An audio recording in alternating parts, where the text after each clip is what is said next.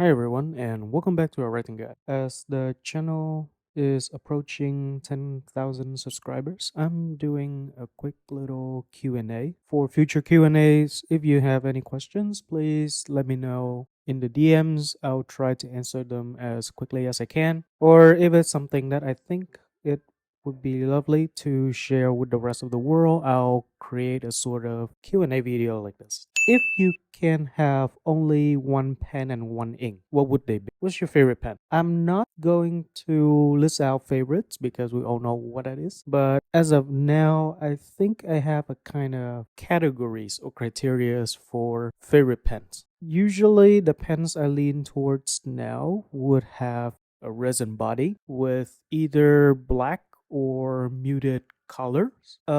Decent sized nib. It doesn't have to be too big as the 149 nib, but roughly a 146, either modern or vintage, would be lovely. And would be a piston filler. And of course, it has to be disassemblable. Disassemblable. Is that a word? I don't even know. But anyway, yeah, it has to be able to be maintenance by the user, and it's even better if they have a large ink capacity. As for the nib material, I don't think I'll be picky about any of them because I've tried so many pens, and anything that writes well that can be used, then I'm cool with. What's your most go-to ink for everyday journaling, and what's your thoughts on waterproofing? I think they're overrated, and the chances of you having water spilled on your writing is pretty low on a daily basis. If you're really careful about it, then I don't really see it happening. And as for the color, I would say something as gray or dark-ish, probably black for legibility, because lots of ink brands, they release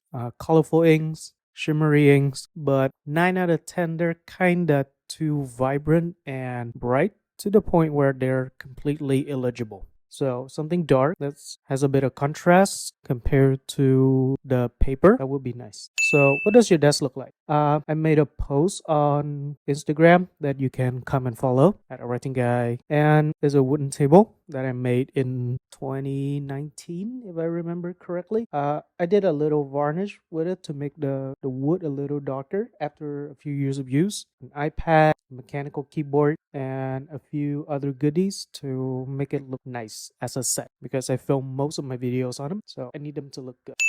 What nib size do you use? Normally I use fine.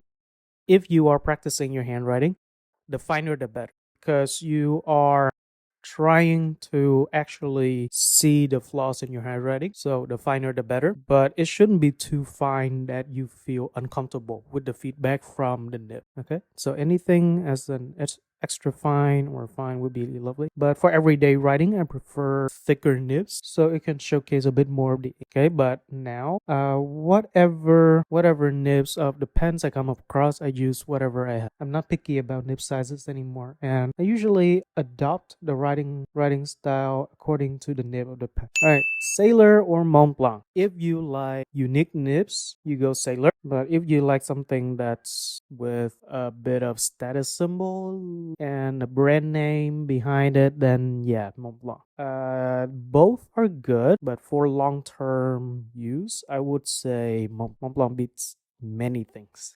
Favorite journal right now, I'm using my own notebooks because it's a product that I've been dwelling a lot at night to think about, and you have to feel good when you start writing on it. It shouldn't be too expensive that you are afraid of writing on it, and it has to be a sort of a consumable that you feel okay buying them in bulk and store them for long-term use. Essentially, it's a kind of supply. You run out of them, and I don't think you would feel bad when buying too many of them for daily use.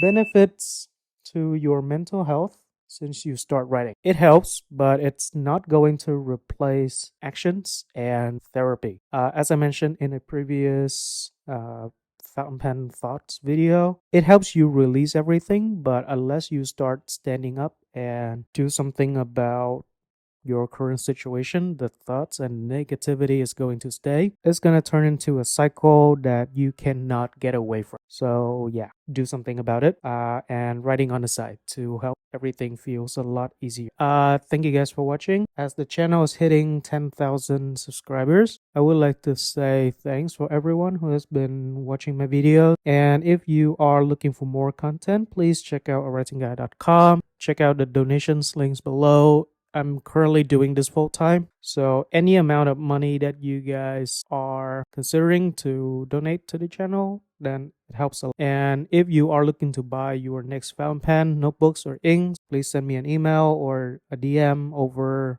awritingguy or awritingguy@gmail.com. Thank you guys for watching, and I'll see you in the next one.